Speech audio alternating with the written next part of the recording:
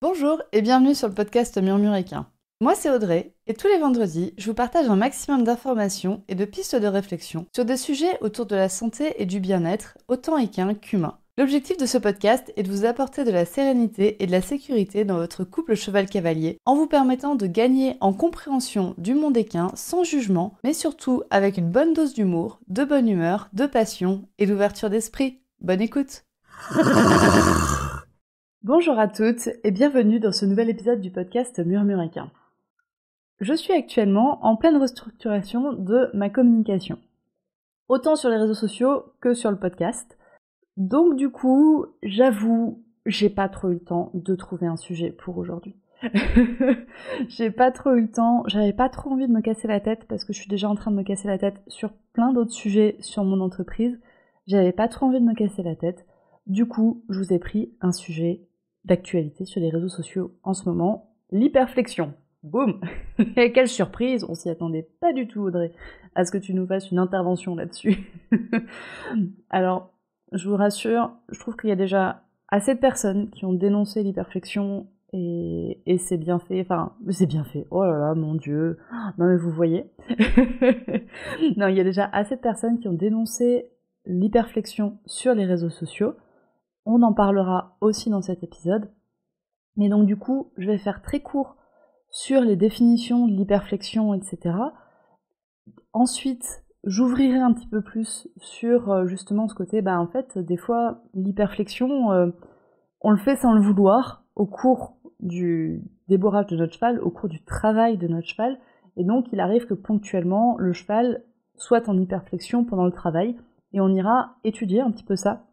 Pourquoi est-ce que le cheval se met en hyperflexion alors que des fois on ne le demande pas? Parce que je sais qu'en fait, vous qui écoutez ce podcast, vous êtes déjà convaincu que l'hyperflexion, c'est mal, normalement. Vous en êtes déjà convaincu, et donc s'il vous arrive de le faire, vous le faites pas volontairement, ou vous le faites ponctuellement et vous cherchez à l'éviter. Et donc du coup, c'est sur des pistes comme ça que j'ai envie de vous orienter, c'est des pistes comme ça que j'ai envie de vous donner, de pourquoi est-ce qu'il arrive que le cheval se ferme et qu'est-ce qu'on peut faire pour éviter qu'il y ait de l'hyperflexion. Et en troisième partie de cet épisode, je vous propose justement d'ouvrir un peu plus la discussion et le débat autour justement des lanceurs d'alerte et des lanceuses d'alerte. Dans le cas de l'hyperflexion dans le milieu de l'équitation, c'est quand même beaucoup de femmes qui prennent la place de lanceuses d'alerte. Et du coup, je voulais vous donner un peu, pareil, des pistes de réflexion sur ce sujet des lanceuses d'alerte.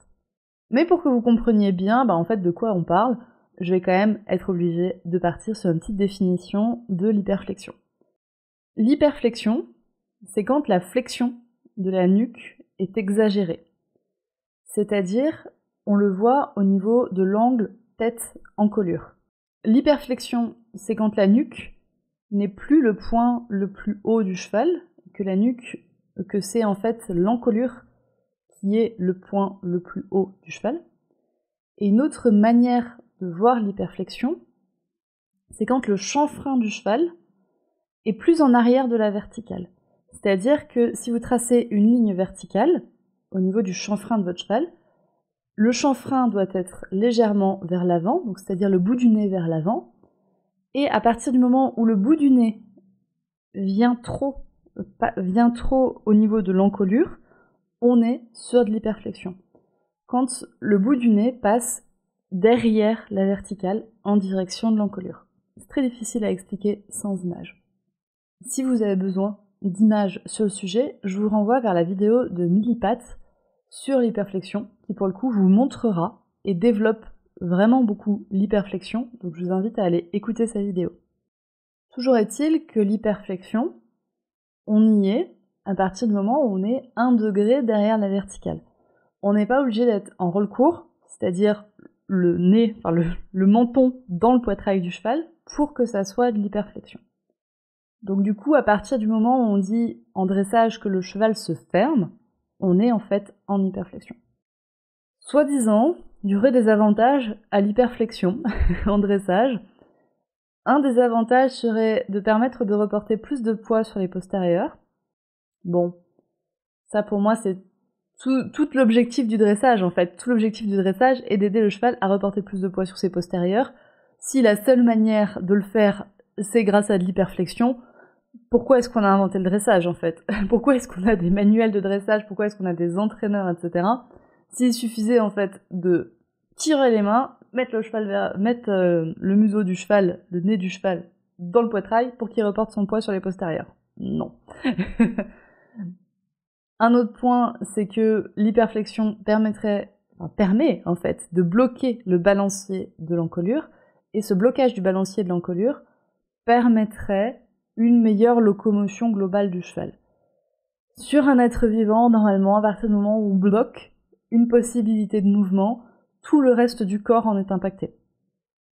Les personnes qui se sont cassées le bras, qui ont eu le bras en écharpe, le savent.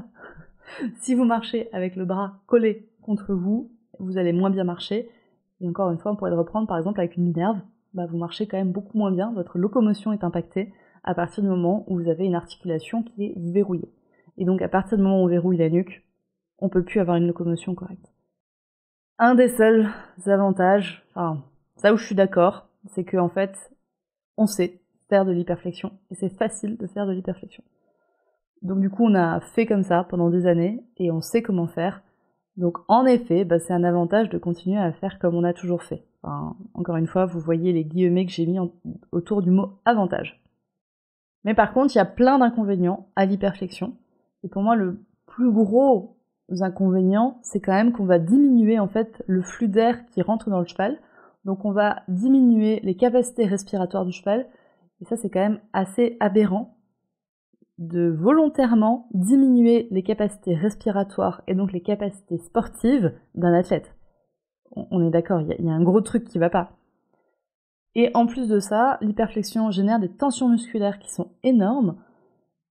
Et si on part justement sur le blocage du balancier du cheval, le fait de bloquer et le fait d'avoir des tensions musculaires, on va créer des compensations dans d'autres parties du corps, soit au niveau de la nuque et de l'encolure et de la tête, soit dans d'autres parties du corps par compensation. Un autre des points, c'est que le cheval a beaucoup de mal à voir devant lui. Sa vision binoculaire est très étroite par rapport à nous, vu qu'il a les deux yeux devant la tête, sur les côtés de la tête justement. Nous, on a les deux yeux devant la tête, donc on a une vision binoculaire qui est très large. Le cheval a les yeux sur le côté, donc il a une vision périphérique qui est très large, mais une vision binoculaire qui ne l'est pas. Et du coup, il va moins bien voir devant lui, ce qui va générer du stress, ce qui va générer des performances sportives aussi réduites. Et dans tous les cas, l'hyperflexion a été prouvée pour augmenter le niveau du stress chez le cheval. Niveau de stress global chez le cheval et chez tous les chevaux. Donc maintenant qu'on est un peu au point sur ce que c'est l'hyperflexion, à quel point c'est pas bon, on va pouvoir passer à la suite. Encore une fois, je me doute que si vous écoutez ce podcast, vous savez que l'hyperflexion n'est pas bonne. Vous savez que c'est quelque chose à éviter, vous savez que c'est quelque chose qui est néfaste pour le cheval. Et pour autant, je suis certaine que beaucoup d'entre vous vont être capables, et moi y compris, vont être capables en fait de dire « mais mon cheval il se ferme ponctuellement pendant le travail » ou « mon cheval quand il apprend un nouvel exercice, il se ferme », c'est-à-dire qu'il se met en hyperflexion. Ou « mon cheval se met en hyperflexion même quand j'ai les rênes lâches ». Et moi aussi ça m'arrive. Moi aussi ça m'arrive d'avoir mon cheval qui est en hyperflexion, rêne flottante. Et donc là, on se dit, oui, mais du coup, c'est pas moi qui lui ai demandé. Il le fait tout seul. Donc, y a pas, je peux pas l'empêcher de le faire, vous voyez? Et je suis d'accord, c'est très compliqué d'empêcher le cheval de se mettre en hyperflexion. Parce qu'en fait, l'hyperflexion, c'est un des 24 signes de douleur qui a été identifié par le docteur Sue Dyson. Si vous connaissez pas ses travaux, je vous invite à taper dans Google 24 signes de douleur chez le cheval monté par Sue Dyson, et vous allez trouver tous les signes de douleur qui ont été identifiés chez les chevaux montés. Et le fait de mettre le chanfrein en arrière de la verticale est un de ces 24 signes de douleur. Et c'est ça qui explique en fait un cheval qui se ferme pendant le travail, un cheval qui se met en hyperflexion quand il apprend l'exercice, un cheval qui reste en hyperflexion même s'il a les rênes flottantes. C'est qu'en fait, vous êtes sur un cheval qui a mal. Vous êtes très souvent, dans la grande majorité des cas, sur un cheval qui a des douleurs au travail, qui a des douleurs sur cet exercice, qui a des douleurs avec un cavalier, ou voire même qui a des douleurs sans cavalier. Donc là, du coup, il y a des questions qu'il va falloir se poser. On va pouvoir notamment se poser la question de est-ce que c'est le matériel du cheval qui lui fait mal? Est-ce que c'est la selle qui lui fait mal? Est-ce que c'est le mors qui lui fait mal? Est-ce que c'est l'enazure qui lui fait mal? C'est totalement possible aussi. On va pouvoir se demander est-ce que c'est le poids du cavalier? Donc en fait, la surcharge sur le cheval qui lui fait mal. Et n'oubliez pas que dans le cheval, tout est relié. Et ça, je le vois par exemple avec le mien, qui a des douleurs de pied et qui a des douleurs articulaires au niveau des membres. Et bah oui, le fait de lui ramener de la surcharge, ça peut créer des compensations dans la nuque. Et où, en fait, du coup, le fait de se mettre en hyperflexion va aider le cheval. Aider, on s'entend, il va s'aider tout seul, en fait, pour éviter d'avoir très mal. Il va se mettre dans une position qui lui fait mal, mais un peu moins mal. Voilà, entre la peste et le choléra, il choisit le choléra. Et on est un peu sur ça. Et ensuite, il faut quand même se demander, est-ce que le cheval a mal, même quand il est tranquille dans son pré, ce qui est aussi possible. Et donc du coup, le fait d'y rajouter le poids du cavalier, même si un matériel adapté, va faire mal au cheval. Donc je vous invite vraiment, si vous avez un cheval qui se ferme pendant le travail, qui se ferme quand il apprend un nouvel exercice, qui se met en hyperflexion, entre guillemets, tout seul, je vous invite à investiguer la piste des douleurs. Posez-vous bien aussi la question de la durée de cette hyperflexion. Par exemple, un cheval qui, entre guillemets, cherche sa place ne devrait pas rester dans cette position d'hyperflexion très longtemps. Je vous rappelle que cette position diminue le flux d'air entrant. Donc naturellement, le cheval en fait ne va pas prendre cette position plus de quelques secondes parce que ça diminue le flux d'air entrant. Essayez de courir avec le menton dans la poitrine, vous allez faire 3 foulées. Vous allez faire 2 respirations, quoi. La première, vous allez vous dire, mon truc qui va pas. Vous entendez comment je parle avec mon double menton. Et la deuxième respiration, vous allez vous dire, ah ouais, ok, attends, si j'avance un peu la tête, ça marche mieux, je respire mieux. Votre cheval, ça devrait être pareil. Donc en fait, votre cheval fait, en général, 12 respirations par minute. Donc on est sur une respiration toutes les 5 secondes, à peu près. Donc si votre cheval reste en position d'hyperflexion plus de 10 secondes, bah dites-vous qu'il y a un problème. Dites-vous qu'il y a un problème parce qu'il s'empêche de respirer, il diminue ses capacités respiratoires dans un certain but, dans un objectif qui, enfin, lui, son corps a mis un objectif, s'est mis un objectif lui-même. Donc un cheval qui reste en hyperflexion, en effet, moins de 5 secondes, on peut se dire, bah oui, il est en train de chercher sa place, il essaie de comprendre comment il peut se mettre, etc. Mais normalement, au bout de 2 respirations, le cheval, il devrait avoir compris que c'est pas sa place, l'hyperflexion. Que c'est pas comme ça que ça marche. Mais après, je sais que c'est dur de voir de l'hyperflexion quand on est sur le dos de son cheval. C'est-à-dire que un rôle court, ça se voit. Honnêtement, des cavaliers qui se mettent en rôle court sur une piste d'entraînement, parce que normalement c'est interdit maintenant sur des concours, mais qui se mettent en hyperflexion sur des paddocks de détente, ils le voient, ils le savent. On va arrêter de se mentir, quand le cheval est en rôle court, donc avec le nez dans le poitrail, quand le cavalier ne voit plus les oreilles de son cheval, il sait que son cheval est en rôle court. Maintenant, nous cavaliers de loisirs, ça peut nous arriver d'avoir un cheval qui est en hyperflexion, mais pas beaucoup. Vous voyez, donc par exemple un angle de 5 degrés derrière la verticale.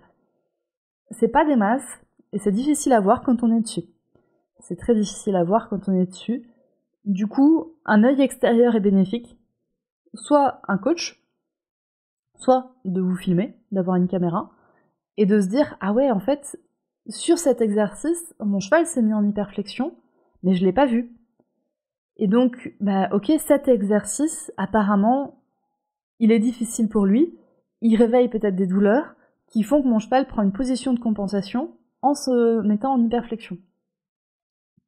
Et donc de vous dire, bah cet exercice, comment je vais faire pour en fait mieux préparer mon cheval pour que mon cheval ait moins mal pendant cet exercice.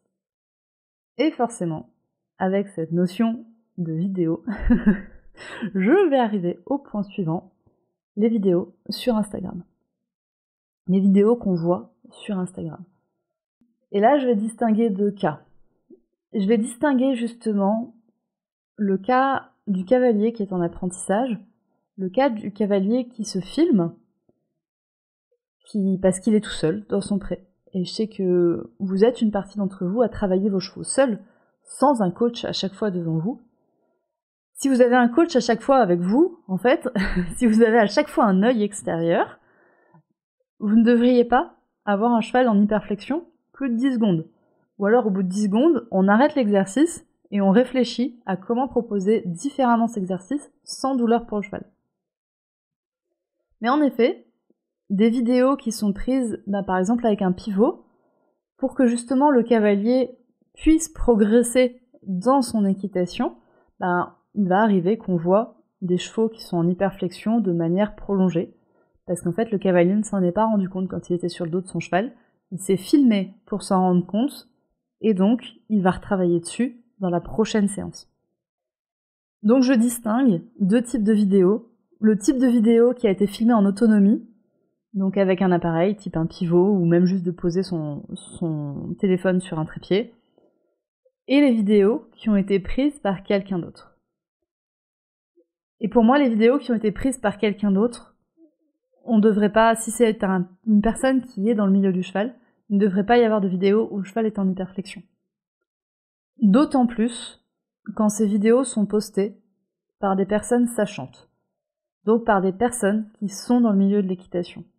Et par là, je pense à des cavaliers de compétition, je pense à des marques, je pense à des influenceuses, des personnes qui sont du coup sachantes. Pour moi, ces trois types de personnes sont sachantes, devraient être sachantes, et donc ne devraient pas poster de vidéos où on voit un cheval en hyperflexion. Et moi, il y a un gros truc quand même qui me dérange, c'est que on est sur de l'image en fait, et quelle image on renvoie quand on est une marque de poster des images de chevaux en hyperflexion. Quelle image on renvoie à ces cavaliers? On renvoie forcément une image de personnes qui n'en ont rien à foutre du bien-être équin, de marques qui n'en ont rien à foutre du bien-être équin. Moi personnellement, j'ai du mal à concevoir qu'une marque fasse ça volontairement, mais il y en a qui le font volontairement. Et du coup, j'admire en fait les lanceuses d'alerte, c'est-à-dire les personnes qui vont dénoncer ces cavaliers pros, ces marques, ces influenceuses, qui vont dénoncer les pratiques qu'elles font, donc qui vont notamment dénoncer l'hyperflexion. Vraiment, je vous admire pour faire ça. Parce que moi, dans ma vision du monde, il faut deux types de personnes. Il faut des personnes qui vont démolir et des personnes qui vont pouvoir reconstruire après. Parce qu'en fait, moi, ma vision du monde, c'est que pour progresser, il faut commencer par déconstruire pour pouvoir reconstruire sur des bases plus saines, sur des fondations plus saines. Il faut donc des personnes qui vont aller détruire les pratiques malsaines actuelles pour pouvoir avoir des personnes qui vont construire des pratiques plus saines après. Et à mon stade d'avancée personnelle, je me sens pas capable en fait d'être une démolisseuse. Je me sens pas capable de le faire. Donc du coup, avec Murmure Équin, avec ce podcast, j'ai fait le choix de m'adresser à celles qui ont déjà fait ce travail de démolition ou qui sont en train de le faire pour les aider à reconstruire sur des bases saines. Moi, je me place du côté de la reconstruction, du côté de la construction d'un équilibre, d'une relation saine entre le cheval et son humain. Mais pour autant, j'admire vraiment les personnes qui se battent pour déconstruire ce qui est mal, ce qui est malsain dans le milieu de l'équitation. Donc forcément, je soutiens ces lanceuses d'alerte. Vous faites quelque chose qui est vraiment pas facile, parce que du coup, vous êtes face à un mur, vous prenez un mur, et c'est par le nombre de personnes qui va foncer dans ce mur que on va réussir à le démolir. Donc vraiment, je vous admire, continuez ce que vous faites. Vous faites du bon boulot, les personnes à qui je pense, vous faites du bon boulot. Allez-y, continuez, il faut des personnes comme vous. Maintenant, je vais vous refaire deux ouvertures. Lanceur d'alerte, ça veut pas dire cyberharcèlement. Ça veut pas dire harceler quelqu'un et aller poster, par exemple, vous voyez, remonter tout son feed Instagram pour dire là c'est de l'hyperflexion, là aussi, là aussi, là aussi, là aussi, là aussi, ou inciter sa communauté à aller harceler cette personne. Je pars du principe que bon, la personne n'est pas obligée de se prendre une vague de centaines de personnes qui vont lui dire c'est pas bien l'hyperflexion, et qu'en plus ça ne servira à rien. Ça ne servira à rien parce qu'on aura totalement bloqué le discours, le dialogue possible avec cette personne. Donc, en faisant ça, on bloque la possibilité de construire quelque chose de sain. Sans parler des conséquences du cyberharcèlement et du fait que c'est une pratique qui est quand même punie par la loi. Et du coup, je voulais vous rappeler aussi de ne pas oublier en fait où se situe le vrai combat. C'est ce que je vous disais dans les différences entre les personnes qui se filment elles-mêmes en autonomie toutes seules pour pouvoir progresser, parce qu'elles ont conscience que leur pratique n'est pas parfaite et qu'elles ont envie de la faire progresser, et des personnes qui en fait n'en ont rien à foutre de leur pratique. N'en ont rien à foutre de leur pratique, qui sont conscientes qu'elles font des trucs qui sont mal, mais qui continuent de le faire. Donc en général, c'est pas les cavalières lambda qui sont à sensibiliser. On est en effet sur des personnes, sur des marques, sur des cavaliers pros, sur des influenceuses. En effet, ces personnes-là, c'est important de les sensibiliser. Mais normalement, là encore, dans les personnes qui écoutent le podcast Murmuréquin, je pense qu'aucune ne devrait se prendre de vagues de harcèlement, de vagues de messages qui disent « tu fais de l'hyperflexion !» Bah oui, mais parce qu'en fait, je cherche à améliorer ma pratique, j'ai conscience que je fais mal, je cherche à m'améliorer. Donc je suis en cours d'amélioration, je suis en cours de déconstruction pour reconstruire. Et ces personnes-là, ça sert à rien d'aller leur dire ce que vous pensez de l'hyperflexion. Pour moi, aller s'adresser en effet à des marques ou des médias qui banalisent ces positions, cette hyperflexion, auprès de publics crédules, donc en général jeunes, voire même des moniteurs en fait. Je vois des moniteurs qui voient leurs élèves mettre leur cheval en hyperflexion et qui ne disent rien. Là, on a un gros problème. Là, on a un gros problème quand on laisse les jeunes en fait croire que l'hyperflexion c'est ok. Bah là, on a un gros souci. Alors cet épisode de podcast arrive à sa fin. J'espère qu'il vous aura plu. J'espère que vous connaissiez l'hyperflexion. J'espère que vous saviez que c'était mal. Mais j'espère vous avoir donné des pistes pour pouvoir en fait mieux travailler votre cheval pour qu'il soit moins en hyperflexion et le faire de manière construite sans vous prendre une vague de lanceuses d'alerte et de cyberharcèlement dans la tête et de ne pas participer à des vagues de cyberharcèlement. Cette discussion de la place des réseaux sociaux dans l'éducation et dans l'information des cavaliers et des propriétaires de chevaux, elle me tient à cœur. Parce que c'est mon job. C'est mon job, c'est mon cheval de bataille. Sans jeu de mots. C'est mon cheval de bataille, c'est mon fer de lance. J'ai envie d'éduquer les personnes. Et tout ce podcast est à cet objectif, sert cet objectif. Donc du coup, prochainement, on continuera cette discussion de la place des réseaux sociaux dans l'éducation des cavaliers et des propriétaires avec une invitée. Je ne vous dis pas plus de qui il s'agit, vous le découvrirez très vite dans un des prochains épisodes. Bonne journée!